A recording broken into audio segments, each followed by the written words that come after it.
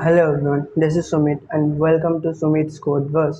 This is the part 2 of Basics of HTML. अगर तुम लोगों ने पहला पार्ट अभी तक नहीं देखा है तो डिस्क्रिप्शन में लिंक दे दूंगा, you can check this out. चलो फिर शुरू करते हैं। हम बात करने वाले हैं लेआउट के बारे में। कभी कभी ऐसा होता है कि हमें कुछ ऐसे टैग्स यूज़ करने पड़ते हैं जिसका इफेक्ट हमें अपने वेब पेज में नहीं दिखता पर हमारे पेज को इंटरनली अफेक्ट करता है। सबसे पहले बात करेंगे पेज लेआउट टेक्निक के बारे में। तो HTML दो तरीके के टैग्स होते हैं, सिमेंटिक टैग्स और non semantic tags. Semantic tags का मतलब यह है कि हमें टैग्स को देखकर ही पता चल जाता है या फिर समझ आ जाता है कि उनका काम क्या है। उन जैसे कि हेडर टैग होता है, देखकर ही पता चल जाता है कि इसे हेडर बनाने के लिए यूज़ किया जाता है। नॉन सिमेंटिक टैग्स को देखकर क्लियर नहीं होता है कि उनका काम क्या है, जैसे कि डिव टैग से पता नहीं चल रहा है कि इसका काम क्या है। अब बात करेंगे इनसाइड मेन टैग्स के बारे में। सबसे पहले section tags. It is use for a section on your page. मतलब अगर हमें हमारे पेज को सेक्शन में डिवाइड करना है तो जैसे कि तब ये टैग यूज होगा। अब बात करेंगे आर्टिकल टैग्स के बारे में। It is use for an article on your page. अगर आपको अपने पेज में कुछ आर्टिकल के फॉर्म में लिखना है तब आप टैग यूज करेंगे tag. It is for content aside main content.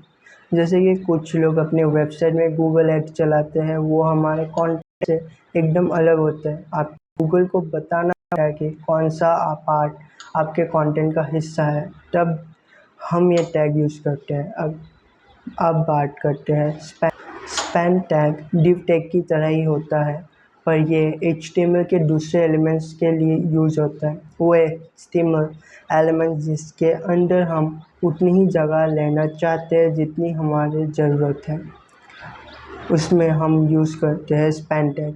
ये एक इनलाइन एलिमेंट होता है, मतलब इसको जितनी वेट साइज़ की ज़रूरत होती है उतनी ही लेती है।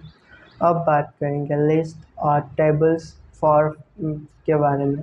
कभी कभी हमें कुछ चीज़ों की लिस्ट अपने पेज में डिस्प्ले करवानी होती है। फॉर एग्जांपल आपके पोर्टफोलियो के एजुकेशन सेक्शन में आपके 10th के मार्क्स, 12th के मार्क्स, एजुकेशन के, ग्रेजुएशन के मार्क्स एक्सेट्रा का लिस्ट डिस्प्ले करवाना है, तब यह टैग यूज होगा। लिस्ट दो टाइप्स की होती है, ऑर्डर टैग और अनऑर्डर्ड।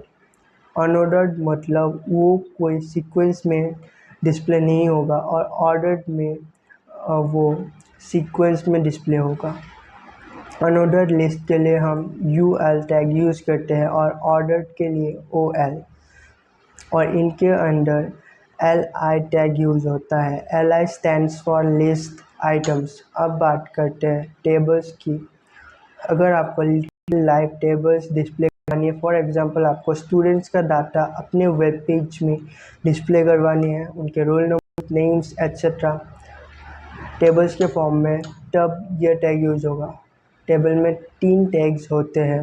TR टैग मतलब टेबल रो, इसके हेल्प से हम टेबल्स के अंदर रो ऐड और या फिर क्रिएट करते हैं। दूसरा है TD टेबल डाटा टैग, जिसके अंदर हम टेबल का जो डाटा होता है वो डालने वाले हैं। तीसरा है TH टेबल हेडर टैग, जिसके अंदर हम टेबल का हेडर लिखते हैं जो हम सबसे ऊपर वाली रो में लिखा जाता है।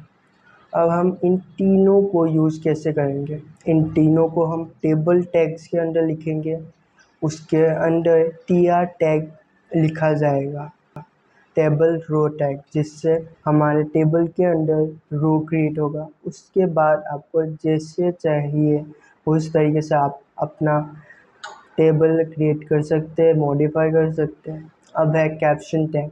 जैसे हम अपने पोस्ट के नीचे कैप्शन लिखते हैं वैसे ही अपने टेबल्स को या फिर कुछ भी हो सकता है उसको डिफाइन करने के लिए कैप्शन यूज़ किया जाता है। नेक्स्ट बात करते हैं फॉर्म इन HTML के। जैसे कि कभी कभी किसी सोशल मीडिया पर जाते हैं तो उसमें लॉगिन करना पड़ता है। लॉगिन करने के लिए एक फॉर्म ओपन होता है। HTML फॉर्म को क्रिएट करने के लिए हमें यूज़ करना पड़ता है फॉर्म टैग का। हम सबसे पहले ही फॉर्म के लिए डिफाइन कर रहे हैं होंगे उसका एक्शन का मतलब है कि फॉर्म में जितना भी डाटा जाएगा वो किसके पास जाएगा। इसके लिए यूजुअली हमारे पास फ्रंट एंड में जावा स्क्रिप्ट होता है या फिर किसी भी बैकएंड फाइल में भी जा सकता है, या आपका ऑलमोस्ट HTML कंप्लीट हो चुका है।